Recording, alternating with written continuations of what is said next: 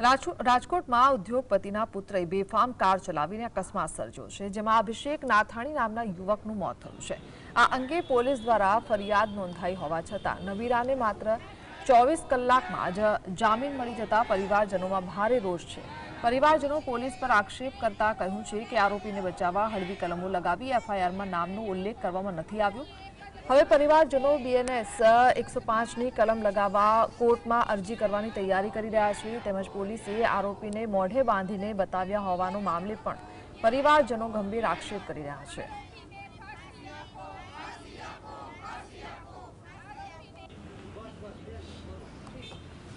આખું ઉપરથી નીચે સુધીનું બધાનું સેટિંગ ને બધું ગોઠવીને કરેલું હોય ને એવી આખી વસ્તુ આખી ઘટના એવી બનેલી છે।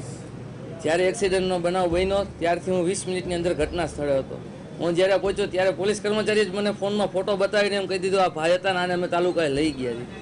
જો કોઈ વ્યક્તિની એની જગ્યાએ એક્સિડન્ટ થયું કોઈક ડેથ થઈ ગયું તો કોઈ પણ ડ્રાઈવરો કોઈ ભાગીને વયો ન જાય એટલી વારમાં।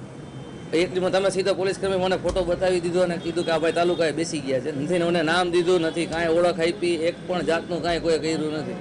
એટલે ઉપરથી નીચે પહેલે સુધીનું બધાનું ગોઠવેલું એવી રીતના પછી એફઆઈઆર ફાઈટી તો એફઆઈઆરમાં એનું એક પણ જગ્યાએ ઉલ્લેખ નથી, એક પણ પ્રકારનો નામ નથી, ક્યાંય કાંઈ એકેય વસ્તુ આપવામાં આવેલ નથી।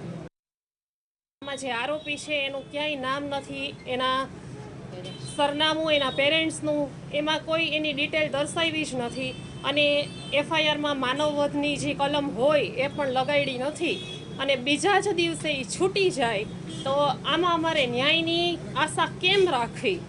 અમને ન્યાય મળશે? અમારે કોની પાસે ન્યાય માટે જવાનું અને આમાં શું સમજવાનું? બીજા દિવસે આવો અમારા છોકરાને મારી નાખ્યો, એ બીજા જ દિવસે છૂટી જાય તો આ શું છે? અને સામાન્ય ગુનાવાળાને તો મારીને તોડી નાખે છે, તો આને કેમ કાંઈ નહીં? અમે તો એવું જ વિચારી છીએ કે રૂપિયા લઈ જ લીધા છે, ઉપરથી નીચે સુધી બધે। આમાં કહેવાનું એક જ છે કે એફઆઈઆરમાં કેમ એનું નામ જ નથી કોઈ વસ્તુ? પહેલાં તો એ જ કાયદો એમ કહે છે કે એફઆઈઆરમાં નામ કેમ નથી? આરોપીનું નામ તો હોવું જોઈએ ને। અમને એફઆઈઆર આપી એમાં નામ જ નથી, અમારી બધી ડિટેલ છે।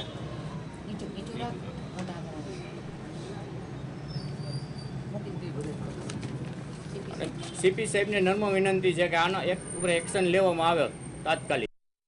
ન્યાય કહેવાય।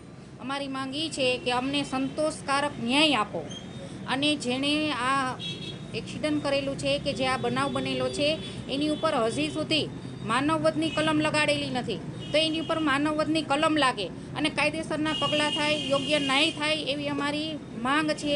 એટલે અમારી આટલું કહેવાનું થાય છે કે અમારી માંગનો સ્વીકાર કરો અને સરકાર, પોલીસ ખાતું બધાએ આ ઉપર ખાસ ધ્યાન આપો જેથી કરીને બીજાના કોઈના સંતાન સાથે આવું ન થાય।